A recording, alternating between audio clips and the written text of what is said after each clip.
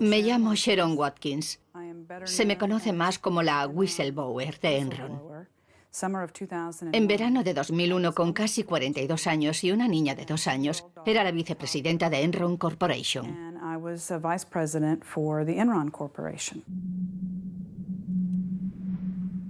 Si Wall Street es el templo de la bolsa, Houston es el templo de la energía. Houston ha sido la sede de Enron, la séptima empresa americana y, sobre todo, líder mundial del corretaje en energía. En 2001, la empresa se va a pique, víctima de los fraudes de contabilidad de su dirección. Un fracaso brutal que marca el escándalo financiero más estrepitoso de la época moderna. En Houston, como en Wall Street, nadie había visto ni había dicho nada. Enron estaba on the side of angels, del lado de los ángeles. La forma americana de decir que Enron estaba por encima de los demás, que era intocable. La reputación de Enron era estelar. La compañía era realmente como un niño mimado. Los elogios procedían de todas partes. A mediados de los años 90 era todo un orgullo trabajar allí. Ken Lay, Chairman and Chief Executive Officer, Enron.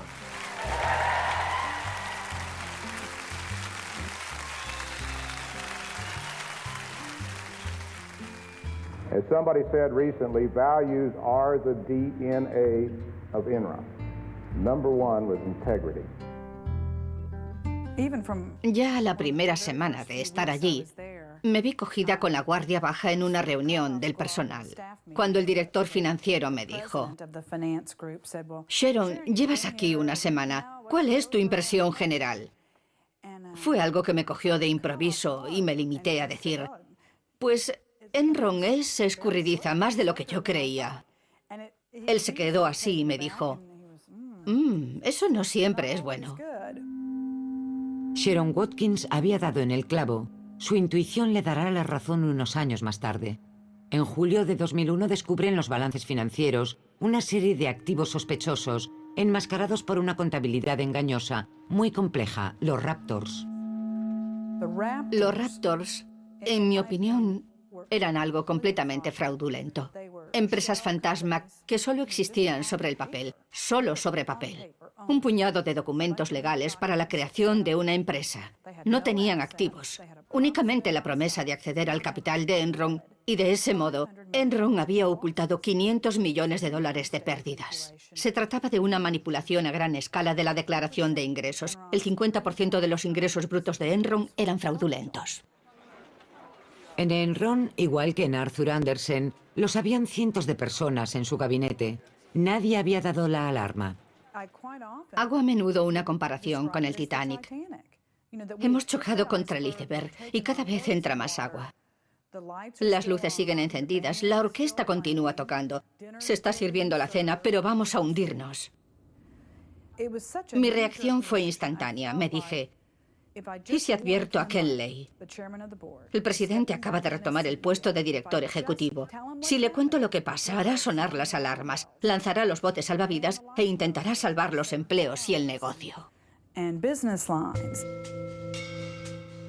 En agosto de 2001, Sharon Watkins redacta un memorándum dirigido al jefe de Enron, Ken Lay. Este memorándum pasará a la posteridad. Somos una compañía totalmente corrupta frente a un fraude contable de gran envergadura. Esto nos traerá problemas. Concierta una cita con Ken Lay para la semana siguiente y Sharon tendrá solo media hora para convencerle. Me pasé las noches sin dormir desde ese primer día hasta que nos reunimos. Me despertaba a las 2 de la mañana y no conseguía volver a dormirme. Me dedicaba a ensayar mentalmente lo que iba a decir. Con Ken Lay, ya se sabe todo lo que conlleva una suite presidencial. Una alfombra lujosa, un ambiente agradable y muy profesional. Nadie eleva el tono. Simplemente quería hacerle una pregunta y era la siguiente. ¿Enron había crecido con demasiado riesgo? Aquellos de nosotros que no nos habíamos hecho ricos, ¿podíamos permitirnos quedarnos? Me asustaba que pudiésemos llegar a una implosión de escándalos financieros. Entonces él me dijo, ¿cree realmente que se nos ha escapado algo? Porque Arthur Anderson y Vinson Elkins, nuestros auditores externos, habían analizado las estructuras. ¿Era posible que yo estuviera en lo cierto y que toda esa gente se equivocase? Me dio la impresión de que me tomaba en serio, de que investigaría el asunto. Pero más tarde descubrí que no había sido el caso.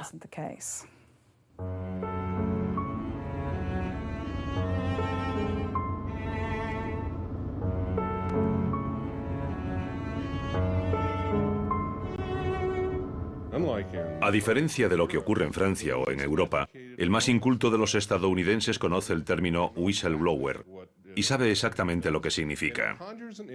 La imagen que se hacen de un médico o de un físico nuclear corresponde con la imagen que se hacen al oír el término whistleblower.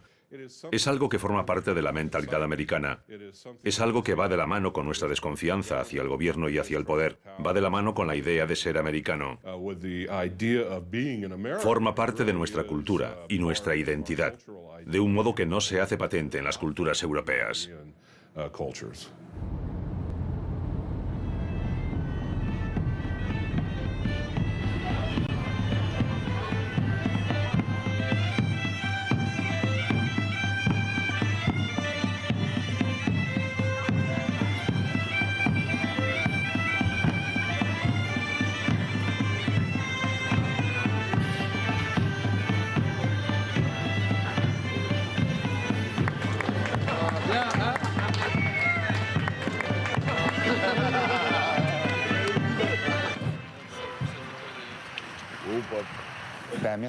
Gracias a la asociación y gracias a todos por haber venido, a pesar de la presencia de José Bové prácticamente a la misma hora. Me llamo Jean-Luc Tully, tengo 53 años, he trabajado un poco más de 30 años en Veolia. Comencé en 1976. Fue a partir del trabajo que realizaba para la contabilidad de esa empresa, por lo que me di cuenta de cierto número de desviaciones del sistema de gestión vinculada con los contratos de servicios de agua. Se complicaron extraordinariamente las cosas para que el ciudadano medio no se interesase por el asunto.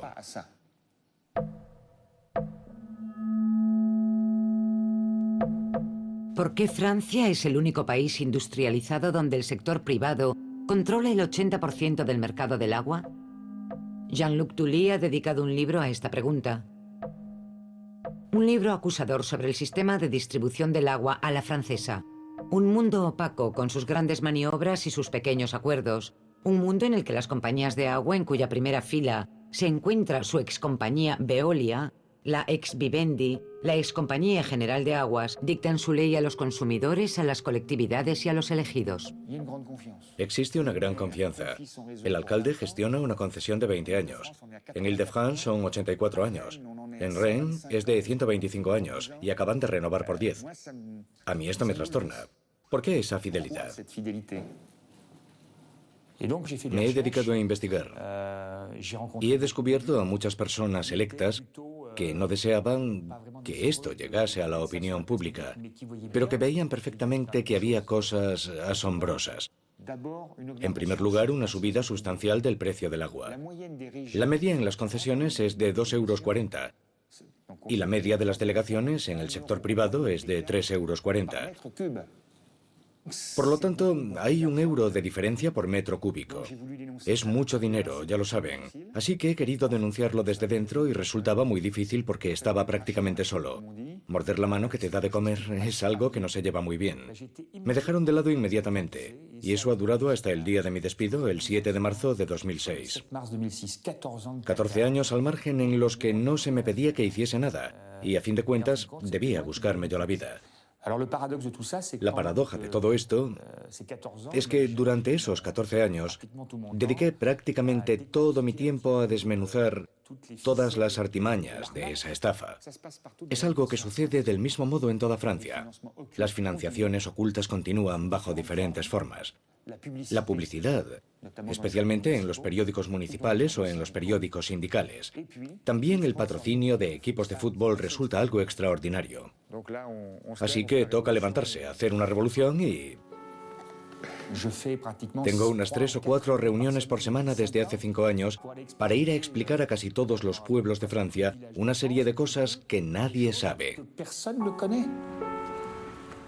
En Francia se ve como algo sospechoso que se quiera el bien ajeno. Detrás de un whistleblower se perfila, en el mejor de los casos, un Boy Scout y, en el peor, un empleado amargado, dispuesto, si es necesario, a chivarse de su compañero. Tras Vichy, la delación anónima tiene mala prensa. Tanto en Europa como en Estados Unidos, el whistleblower alimenta la mala conciencia colectiva. La imagen del whistleblower es siempre ambivalente. Por un lado tenemos al canalla, al chivato, un traidor a la organización, y del otro lado tenemos la figura del héroe que actúa por altruismo en beneficio de su país o de la comunidad. Todo ello arriesgando su propio bienestar. Después de su marcha de Veolia, Jean-Luc Tully no escatima en esfuerzos. Con la ayuda de auditores y abogados curtidos, ha decidido pedirles cuentas a las compañías de agua. En el ámbito de Burdeos, con un contrato de 30 años, un volumen de negocios de 1.700 millones de euros. La mancomunidad estima en 495 millones de euros los beneficios que obtendrá la Lionesa de Aguas. Por lo tanto, vamos a reclamar la devolución de las sumas facturadas en exceso por la Lionesa, ya que existía una amortización de los derechos de entrada que pasaban a través del precio del agua, y de esa forma es como se ha conseguido romper el contrato. El objeto del debate es intentar ser entre todos una especie de laboratorio y tratar de dar con la metodología. Una metodología judicial adecuada que permita a los usuarios de agua obtener las cuentas y conseguir transparencia allí donde hay opacidad. La cláusula número 7, en mi opinión, es la más interesante. Tenemos el problema de la participación en los beneficios de ciertos candidatos electos. No estamos lejos de unos intereses ilegales. Por ejemplo, esta candidata cuyo esposo, colaborador del gabinete de la CUB y que ahora forma parte del ejecutivo de la estructura regional de la Lionesa de Aguas y que ha participado en la votación de la decisión impugnada. A Juchon lo condenaron por menos. De acuerdo. Es absolutamente necesario que centralicemos todas las informaciones que tengamos, mejor de lo que lo hemos hecho hasta ahora, para preparar nuestras armas para el futuro. Venga, mucho ánimo. París, Lille, Burdeos, Lyon, cientos de millones de euros de facturaciones indebidas que se solicitará a las compañías de agua que en lo sucesivo reembolsen a los usuarios.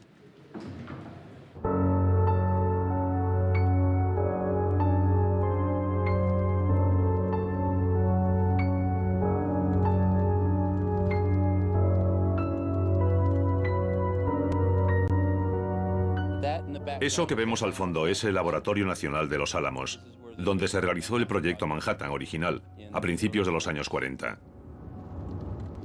Estaba diseñado para crear la primera bomba nuclear para usarla en Japón.